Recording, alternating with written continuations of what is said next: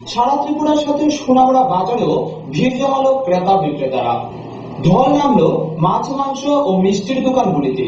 বিভিন্ন ঠাকুরের স্থানে দেখা গেল মহিলাদের। সময়ের নিয়তি স্রোতে দিন যায়, দিন আসে। কালের বিবর্তনে স্বাগত আরো একটি নতুন বছরের। বিদায় 1419, স্বাগত 1420 সাল। চিরাচরিত কৃষ্টি সংস্কৃতি ও প্রথা মেনে বর্ষবরণের মধ্য দিয়ে আগামী দিনের সুখ ও সমৃদ্ধির আকুতি জানানো। আজ পয়লা বৈশাখ, আর এ দিনটির মধ্য দিয়েই শুরু হলো আমাদের জীবনের আরো একটি নতুন বছরের। আজকের এই দিনটি বাঙালিদের কাছে বিশেষ গুরুত্বপূর্ণ। পয়লা বৈশাখ মানেই একটু ভালো খাওয়া দাওয়া, বিভিন্ন মন্দিরে ঠাকুরকে দর্শন করা, ব্যবসায়ীদের দোকান যাত্রা করা, গুরুজনদের প্রণাম করা ইত্যাদি। সারা রাজ্যের সাথে সোনামুড়াতেও দেখা গেল ঠিক একই চিত্র। আজ সকাল থেকেই সোনামুড়া হিন্দু মুসলিম সকল অংশের মানুষের ঢল নামে সোনামুড়া বাজারে। সোনামুড়া মাছের বাজারে ছিল শিশু থেকে বৃদ্ধ বিভিন্ন মানুষের ভিড়। দাম যতই হোক নববর্ষ বলে কথা। দোকানীদের কাছে দেখা গেল রুই, কাতল, বোয়াল বিভিন্ন প্রকারের মাছ। বিক্রিও হয়েছে ভালো। তবে এবছর বাঙালিদের প্রিয় মাছ ইলিশ বাজারে নেই বললেই চলে। বাংলাদেশের অস্থির পরিস্থিতির কারণে বর্তমানে ইলিশ ত্রিপুরায় আসছে না।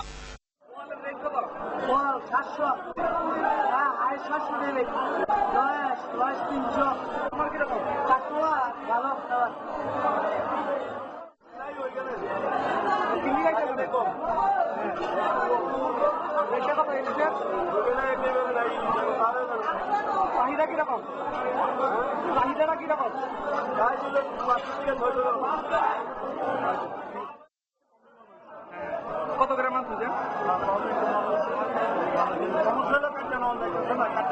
কি কি মাছ হয়েছে? কি কি মাছ হয়েছে? মাংস বাজারের চিত্রটাও ছিল ঠিক একই। সোনামুড়ার স্থায়ী মাংস বাজারটি ছাড়াও আরো একটি মাংস বাজার বসেছে সোনামুড়ার তামসা বাড়িতে। পাটা বিক্রি হয়েছে কেজি প্রতি 400 থেকে 450 টাকা পর্যন্ত। তাছাড়াও মুরগি, হাঁস ইত্যাদিও বিক্রি হয়েছে ভালো। অন্যান্য বছরের থেকে এবার পেঁয়াজের চাহিদা কিরকম? রেটটা কত করে? কত করে কিনছেন?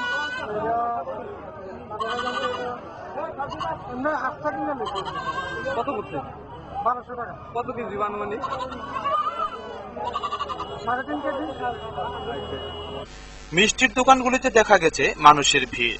ছিল বিভিন্ন ধরনের মিষ্টি, ছিল আলাদাভাবে দই বিক্রেতাও। এক দই বিক্রেতা জানান তিনি দুদিনে 55 থেকে 60 হাজার টাকার দই বিক্রি করেছেন। এবার 130 টাকা বেশি, গতবারে 130 টাকা বেশি, এবারও 130 টাকারই রাই। আচ্ছা, তো চাহিদা কিরকম আপনার দই? চাহিদা আছে খুব ভালো। গতবার 300 কেজি বয়েছি, এবার 400 কেজির মতন বয়েছি। ঠিক আছে। কত ব্যাস হয়েছে আনুমানিক দুই দিনে? দুই দিনে তো কালকে 30,000 তো বেশি। আজকে তো কমপ্লিট হয়েছে না। ব্যবসাটা কত হইব আপনার? হ্যাঁ, ব্যবসাটা কত হইব? ব্যবসাটা দুই দিনে কত? দুই দিনে ম্যাক্সিমাম 20 হয়ে যাবো। বাহ। পুরুষরা যখন বাজার করতে ব্যস্ত, ঠিক তখনই আমাদের ক্যামেরায় অন্য একটি চিত্র ধরা পড়ল মহিলাদের। মহিলাদের বিভিন্ন পূজা সামগ্রী সাজানো থাল নিয়ে দেখা গেছে বিভিন্ন ঠাকুরের স্থানে পুজো দিতে। দেখা গেছে বিভিন্ন দোকানে দোকানে যাত্রা পুজোও। সব মিলিয়ে সমগ্র ত্রিপুরাবাসীর সঙ্গে সোনামুড়াবাসীরাও যে আজকের দিনটিকে ঠিক একইভাবে উপভোগ করেছে তা আর বলার অপেক্ষা রাখে না। কান্ত বর্মন এবং রতন দাসের রিপোর্ট, খবর ত্রিপুরা। গোটা দেশের সাথে ত্রিপুরায়ও যথাযোগ্য মর্যাদায় উদযাপিত হল ডক্টর বি.আর. আম্বেদকরের 123তম জন্মদিবস। মেলাঘর ক্যাম্পতলিতে ডক্টর বি.আর. আম্বেদকর সমবায় সমিতির উদ্যোগে হয় একটি অনুষ্ঠান। উপস্থিত ছিলেন বিধায়ক তপন দাস। গোটা দেশের সাথে ত্রিপুরায়ও গতকাল যথাযোগ্য মর্যাদায় উদযাপিত হয়েছে ডক্টর বি.আর. আম্বেদকরের 123তম জন্মদিবস। দেশে পশ্চাৎপদ অংশের মানুষের অগ্রগমনের লড়াইয়ে অবিংশবাদী এই জাতীয় নেতাকে শ্রদ্ধায় স্মরণের সাথে উচ্চারিত হয়েছে শ্রেণী শোষণের বিরুদ্ধে এবং সামাজিক ন্যায়ের জন্য লড়াই জোরালো করার শপথ। সারা রাজ্যের সাথে মেলাঘরের ক্যাম্পতলী দুর্গাবাড়ি চৌমুহনীতেও হয় একটি অনুষ্ঠান। ক্যাম্পতলী ডক্টর বি.আর. আম্বেদকর সমবায় সমিতির উদ্যোগে হয় অনুষ্ঠানটি। প্রথমে ডক্টর বি.আর. আম্বেদকরের ছবিতে মাল্যদান করেন বিধায়ক তপন দাস। অন্যান্যদের মধ্যে উপস্থিত ছিলেন তফসিলি জাতি মৎস্যজীবী ইউনিয়নের রাজ্য কমিটির সদস্য সুবোধ দাস, তফসিলি জাতি সমন্বয় সমিতির রাজ্য কমিটির সদস্য রঞ্জিত বর্মন এবং অন্যান্য সদস্যরা। এই সমবায় সমিতির শেয়ার হোল্ডার 151 জন। তাদের হাতে শেয়ার হোল্ডারের কার্ড তুলে দেন বিধায়ক তপন দাস। তিনি বলেন, 1891 সালে 14 এপ্রিল সেখানে জন্মগ্রহণ করেছেন। একটা খুবই দরিদ্র পরিবারে এবং বলার ফলে একটা তখনকার দিনের অচ্ছুত পরিবারে ছেলে হিসাবে এবং বিদ্যালয়ে পড়াশোনার সময় থেকেই উনি যেহেতু একটা তফসিলি অংশের মানুষ, যাতে ওনার লেখনের মধ্যে দিয়ে এই অংশের মানুষের যাতে আর্থসামাজিক রাজনৈতিক এবং সামাজিক বৈষম্যগুলি দূর করা যায়, এই কাজটা করার জন্যই উনি দায়িত্বটা গ্রহণ করেছিলেন। ভারতবর্ষে উনি মেলাঘর থেকে তন্দ্রা লস্করের রিপোর্ট, খবর ত্রিপুরা। কৈলাসহরের সমরুরপাড় বিএসএফ ক্যাম্পের অধীনস্থ চণ্ডীপুর গ্রামের বাসিন্দা কৃপেশ শুক্ল বৈদ্যের বাড়ি থেকে গতকাল রাতে তাদের দুটি গরু চুরি করে দুষ্কৃতীরা সীমান্ত তারকাটার বেড়া কেটে পালিয়ে যায়। এই ঘটনায় এলাকায় চাঞ্চল্য বিরাজ করছে। কৈলাসহরের সমরুরপাড় বিএসএফ ক্যাম্পের অধীনস্থ চণ্ডীপুর বিবাস দাসের বাড়ি সংলগ্ন কৃপেশ শুক্ল বৈদ্যের দুটি গরু কাঁটাতারের বেড়া কেটে চুরি করে নিয়ে যায় বাংলাদেশি দুষ্কৃতীরা। কোটি কোটি টাকা ব্যয়ে ভারত সরকার সীমান্তে কাঁটাতারের বেড়া দিয়েছেন ভারতের জনগণের জীবন ও সম্পত্তি রক্ষার্থে, কিন্তু সেই কোটি কোটি টাকা ব্যয় করেও কোনো ফল হয়নি। কৃপেশ শুক্ল বৈদ্যের স্ত্রীর অভিযোগ, বিএসএফ এর এক অফিসার সীমান্ত এলাকার জনগণ ও ওনার সঙ্গে প্রচন্ড দুর্ব্যবহার করেন। রাত্রি 12টায় গরু ঘরে রেখে ওনারা ঘুমোতে যান। ভোরবেলা উঠে দেখেন তাদের দুধের গাভী ও বাছুরটি নেই। তখন আশেপাশের এলাকার লোকজন কৃপেশ শুক্ল বৈদ্য এবং তার স্ত্রী খোঁজ করতে করতে কাঁটাতারের বেড়ার পাশের দিকে যান। গিয়ে দেখেন গেট থেকে 10 থেকে 12 হাত দূরে কাঁটাতারের বেড়া কাটা রয়েছে, 4 হাতের মতো। কাটা বেড়াতে গরুর রোম লেগে রয়েছে, কোনো বিএসএফ নেই। কৈলাসহর থানায় জানানো হয় বিষয়টি। উঠতে সেরিয়া গরু নাই, পাগরে দরজা খুলছে, দরজা খুলে দেখি গরু নাই। উপরে পায়ের নিচে দেখে দেখে তার বেড়ার দিকে আইছি, তার দিকে আইয়া দেখে তার বেড়া হাঁটা, এইদিকে মানে বিশেষ করে এদিকে গেছে গরু। তখন আমরা থানাতে অভিযোগ করছে, অভিযোগ করার পরে 8টা পর্যন্ত অপেক্ষা করছে, কোনো বিএসএফ কোনো ডিউটি নেই। তারপরে এরপরে আমরা এখানে মানে দাঁড়াইতে দেয় না, আমরা বাড়ি করে যেতাম কাজকর্ম করতাম, এদিকে কোনো গরু গেছে না। তারপরে তারা আইসে তারা এখানে ইয়ে পাইছে, ডিউটি করতো তাই তো আমরা গরু যেত না। বেলা 8টা পর্যন্ত তারা কোনো ডিউটিও নেই। ঘটনার খবর পেয়ে ছুটে আসেন বিএসএফ এর আধিকারিক ভীম সিং ও অন্যান্য অফিসাররা। এর আগে ওই এলাকায় সীমান্ত কাঁটাতারের বেড়ায় পাহারার কোনো বিএসএফ ছিল না বলে এলাকাবাসী অভিযোগ করেন। ওদিকে গুড়ানি করে বিএসএফ পাত্তা নাই, আমরা গুড়াই চাই এদিকে এখানে থারখাটা করে না, কত করে হে আইছে, আমার পরে কোনো কথা নাই। থানালা আইছে, আইয়ার পরে দিয়ে আইছে, আইয়া হাত তুতুমু করে। তো আমি তো বুঝতে পারি না, আমি সকালবেলা খবর পাই যে তারা গরু চুরি হয়েছে, তখন আইয়া দেখলাম যে বেড়াটা কাটা। কিবা ওই তারা করে বিশেষ তারা কয় তারা পাহারা যখন তারা তো এটা কাবলিতি করে, মানে তারা তখন থাকেনি, থাকলে কি করে নিতে পারেনি। বিএসএফ আসার পর সীমান্ত এলাকার সাধারণ মানুষকে অকথ্য ভাষায় গালিগালাজ করেন। খবর পেয়ে ছুটে যান সংবাদ মাধ্যমের প্রতিনিধিরা। সেই সময়ও এই অফিসার সংবাদ মাধ্যমের প্রতিনিধিদের সঙ্গেও দুর্ব্যবহার করেন, যদিও পরে কমান্ড্যান্ট ভীম সিং এর হস্তক্ষেপে সংবাদ মাধ্যমের প্রতিনিধিদের সঙ্গে বিষয়টি মিটমাট হয়। বিএসএফ এর কমান্ড্যান্ট কোনো সাক্ষাৎকার দিতে চাননি, তবে তিনি জানান যে বিষয়টি বাংলাদেশের বিজিবিকে জানানো হবে, যাতে তদন্তক্রমে তারা গরুটি ফিরিয়ে দেয়। তার কাটা বেড়া কাটিয়ে আমার গরু লেগে গেছে, আমার দিয়েছে আরো আমি বলে নিয়ে কাজ করছি, আমার খারাপ ব্যবহার হলো। তারা কয় আমরা এখানে লোক দিয়ে আমরা দেখতাম, আমরা লোক এখানে লোক আছে এখানে পারা দেয় না, কোনো ডিউটি 89 নং ব্যাটালিয়নের জওয়ানরা AS01DDG 527 নম্বরের গাড়িটি তল্লাশি চালিয়ে 3000 বোতল ফেন্সিডিল উদ্ধার করে, যার বাজার মূল্য 24 লক্ষ টাকা। গাড়িটি গুয়াহাটি থেকে আগরতলার মহারাজগঞ্জ বাজারে আসার কথা ছিল। আবারও সাফল্য পেল সীমান্ত বাহিনী, 3000 বোতল ফেন্সিডিল উদ্ধার করে আজ, যার বাজার মূল্য প্রায় 24 লক্ষ টাকা। জানা যায় AS01DDG 527 গাড়িটি গুয়াহাটি থেকে মুরগির খাবার নিয়ে চোরাইবাড়ি হয়ে মনু আসার পর বিকেলবেলা বিশালগড় গোকুলনগর 89 নং ব্যাটালিয়নের জওয়ানরা মনু জাতীয় সড়কে গাড়িটিকে আটক করে।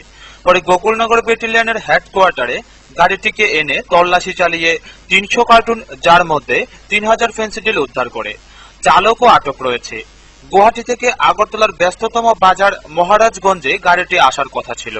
প্রশ্ন উঠেছে, চোরাইবাড়ি চেকপোস্ট দিয়ে কি করে রাজ্যের একমাত্র প্রবেশদ্বারে ছাড়পত্র পেল? তাহলে কি এভাবেই চলছে একমাত্র প্রবেশদ্বারে তল্লাশি? কোন জায়গায় ধরছে গাড়িটারে? গাড়িটা ধরছে মনু ও তো বিএসএফ সিগন্যাল দিয়ে আটকাইছে। আমরা তো জানি না, আমি তো আরেক গাড়ি কাজ করাইলাম, আমি এই ড্রাইভারে অসুখ করছে, এরপরে গাড়ি লিয়ে আইছি। কইছে আমারে গাড়িটা লইয়া যাও ড্রাইভারে, তুমি আগরতলা গেলে পরে আমি আগরতলা আনলে ফুলবাজারে। বিশালগড় থেকে শম্পা ভৌমিকের রিপোর্ট, খবর ত্রিপুরা। নববর্ষের আনন্দের সাথে সাথে সোনামুড়াবাসীর বাড়তি পাওনা বৈশাখী মেলা। সোনামুড়া রাধা মাধব মন্দির প্রাঙ্গণে অনুষ্ঠিত হয়ে আসছে রাজন্য আমল থেকেই। এই ঐতিহ্যবাহী মেলায় হিন্দু, মুসলিম, পাহাড়ি, বাঙালি মানুষের সমাগম হয়ে থাকে। নববর্ষের আনন্দে সারা রাজ্যের সাথে সামিল সোনামুড়াবাসীরাও। তার উপর বাড়তি পাওনা সোনামুড়া বৈশাখী মেলা। এটি সোনামুড়ার একটি ঐতিহ্যবাহী মেলা। সোনামুড়া শহরের তামসাবাড়ি স্থিত রাধা মাধব মন্দির প্রাঙ্গণে অনুষ্ঠিত হয় এই ঐতিহ্যবাহী মেলাটি। প্রবীণদের মতে ত্রিপুরার রাজন্য আমল থেকেই হয়ে আসছে এই মেলা। মেলা চলবে 5 দিন ধরে। সোনামুড়ার হিন্দু, মুসলিম সকল অংশের মানুষের মেলবন্ধন ঘটে এই মেলায়। মেলাতে শিশু থেকে বৃদ্ধ সকল অংশের মানুষ মেলার সাথে সাথে ভিড় জমায় রাধা মাধব মন্দিরটিতে। মেলায় বিভিন্ন ধরনের মাটির তৈরি জিনিসপত্র, বিভিন্ন ধরনের মিষ্টি খাবারের দোকান, কসমেটিক দোকান, কাঠের তৈরি বিভিন্ন জিনিসের দোকান সহ বিভিন্ন ধরনের জিনিস বিক্রেতারা ভিড় জমায়। তাছাড়া সোনামুড়া বৈশাখী মেলার মূল আকর্ষণ লটারি তো আছেই। সোনামুড়া শহরের আশপাশ এলাকার নারী পুরুষ সহ সকল অংশের মানুষ ভিড় জমায় মেলায়। এক কথায় বলতে সকল অংশের মানুষের মেলবন্ধন ঘটে এই মেলায়। মেলার নিরাপত্তা ব্যবস্থা রয়েছে জোরদার। নিরাপত্তার কাজে পুলিশ মোতায়েন রয়েছে। দেবদেবারকে যে মেলাটা হয়, আমার জন্ম এখানে, আমার বয়স 50, কিন্তু আমি দেখতেছি, আমি বুঝেই দেখতেছি মেলাটা, এবং এটা কবে থেকে শুরু হয়েছে এটা তৈরি করতে পারে। এখনো তাদের বয়স 80, 90, 95, তারাও করতেছে, তারাও বয়স করিয়া দেখছে এই মেলা। আর আগে হচ্ছে মেলাটা 3 দিন, এখন আর 5 দিন। আমাদের প্রতি বছর পয়লা বৈশাখে এই মেলাটা আমরা অনুষ্ঠিত করি, এবং এই মেলাটা মহারানী কাঞ্চন প্রভার আমলে এটা অনুষ্ঠিত হয়েছিল। আমাদের রাধা মাধব যে মন্দির, এই মন্দিরের যে প্রতিমা রাধা মাধব, সেটা বাংলাদেশ থেকে আনা হয়েছে। এই রাধা মাধব সেখানে প্রতিষ্ঠিত হয়েছে। তারপর থেকে পয়লা বছর থেকে আমাদের এই মেলা, প্রতিবারেই আমরা এই মেলাটাকে জাতি উপজাতি যে মৈত্রী বন্ধন, সেটাকেই আমরা তুলে ধরি, এবং আগামী দিনেও আমাদের এই মেলা আমাদের চলবে গতানুগতিকভাবে, যতদিন পর্যন্ত আমরা সোনামুড়ার এই দুটি সম্প্রদায় সেখানে মিলিতভাবে এই মেলাটাকে আমরা ঐতিহ্যবাহী করে তুলি, সেই চেষ্টাই আমাদের থাকবে। আর তাছাড়া এখানে বিভিন্ন সাব ডিভিশনে এবং এর বাইরের থেকেও অনেক লোক সেখানে মেলাতে অনুষ্ঠিত হয়। তাদের জন্য আমরা বিভিন্নভাবে তারা যাতে সেখানে ব্যবসা বাণিজ্য থেকে শুরু করে এবং শান্তি সম্পৃক্তিভাবে মেলাতে আনন্দ উপভোগ করতে পারে, তার ব্যবস্থা করা আমার মেলা কমিটি সেখানে প্রতিনিয়ত তাদের পাশে রয়েছে, এবং যথেষ্ট পরিমাণে আমরা বৈদ্যুতিক ব্যবস্থা সেখানে রেখেছি, এবং যারা মেলাতে আসবে তাদের জন্য দল থেকে শুরু করে এবং মেলায় বিভিন্ন সামগ্রী যেখানে তারা যাতে নিরাপদে সেখানে থাকতে পারে সেই ব্যবস্থা আমরা করে রেখেছি। আর এছাড়া তো কোনো কিছু নাই। মানুষ তো গ্রামগঞ্জ থেকে মেলার একটাই আনন্দ উপভোগ করার লেগে এখানে করাটা বুঝি না কিছু, কিন্তু মেলার যে আকর্ষণীয় যেসব দোকানগুলি থাকা প্রয়োজন এগুলো নেই, ম্যাক্সিমামই নেই। কিন্তু কারাকে কয়েকটা মুষ্টি হবে, একটা বুক বাদামের দোকান, তাও হাতে গোনা কয়েকটা আছে মাটির জিনিসের দোকান, সেখানেও ফাঁকা থাকা, কারণ মানুষ এগুলোর উপর আকর্ষণ কম। প্রতি বছর আমি দোকানদারি করি, আর দোকানদারি করতেছি, এবারের মতন বৃষ্টি কত তারা যাই কম না, কালকার থেকে বেশি বেশি না না এত বেশি ব্যস্ত করতো না। এই দোকানে তো একটা আমরা কোনো দোকানও নাই, এই দোকানে তো আমি কিনা বেশি নিতে পারি, কোনো দোকানও না। যারা খাইবো তারা ভাবা জিনিস খাইবো, খারাপ জিনিস খাইবো না। এই কি ছাড়া খাইলে মৌলা লাগে এই ছাড়া মা বোনেরা সবাই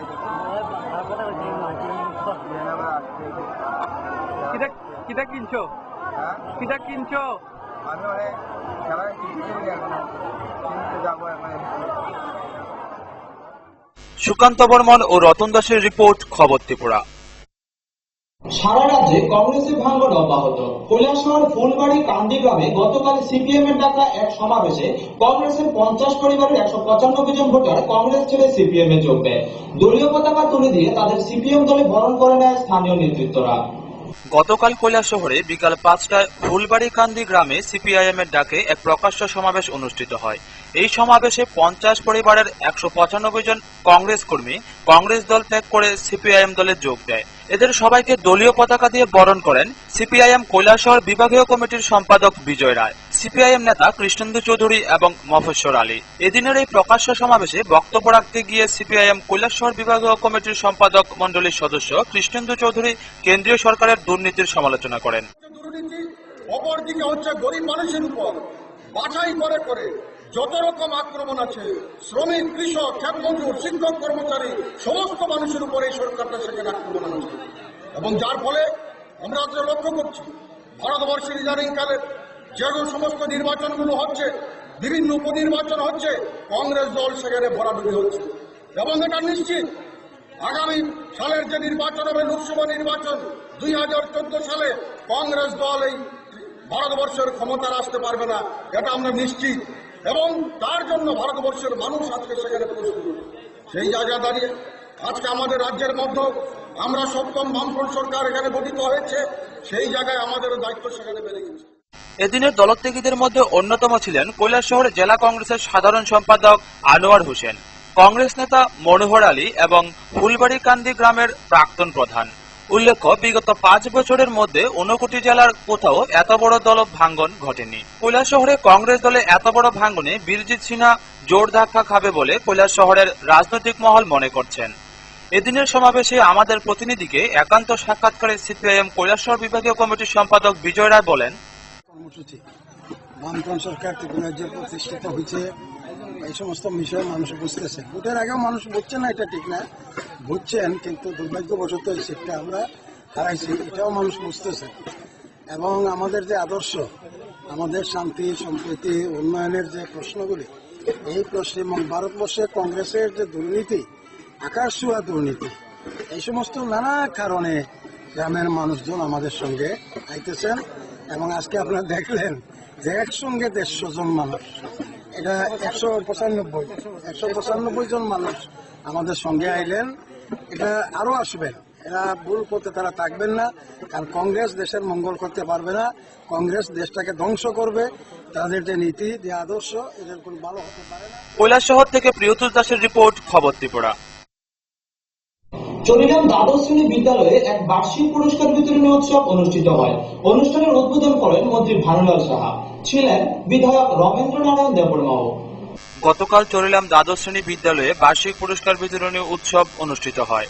বার্ষিক পুরস্কার বিতরণী উৎসবে উদ্বোধক হিসেবে উপস্থিত ছিলেন উচ্চশিক্ষা ও তথ্য সংস্কৃতি দপ্তরের মন্ত্রী ভানুলাল সাহা। বিশেষ অতিথি হিসেবে উপস্থিত ছিলেন চরিলাম বিধানসভার বিধায়ক রমেন্দ্র নারায়ণ দেববর্মা।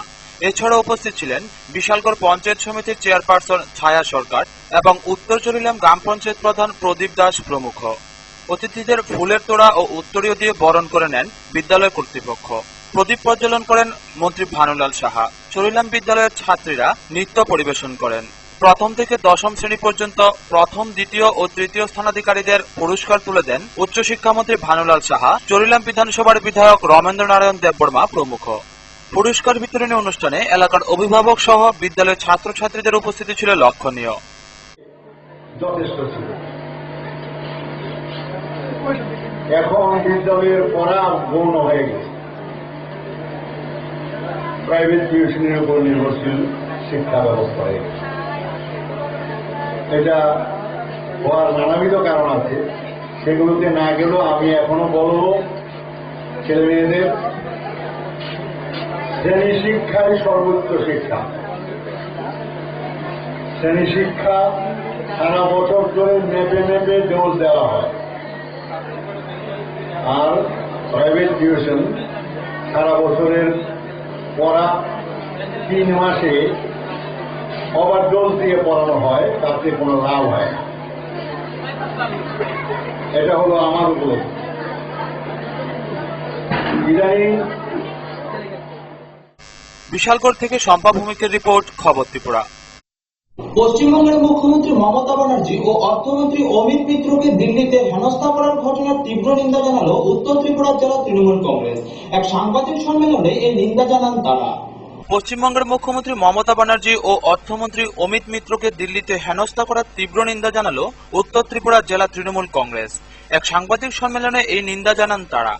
জেলা সভাপতি দীপু সিংহ জানান, মমতা ব্যানার্জি সহ অন্যান্য ক্যাবিনেট মন্ত্রীদের সাথে অশালীন আচরণ করে সিপিআইএম। তিনি বলেন, সিপিআইএম দল ভারতের গণতান্ত্রিক পরিকাঠামোকে সম্মান দিতে রাজি নয়।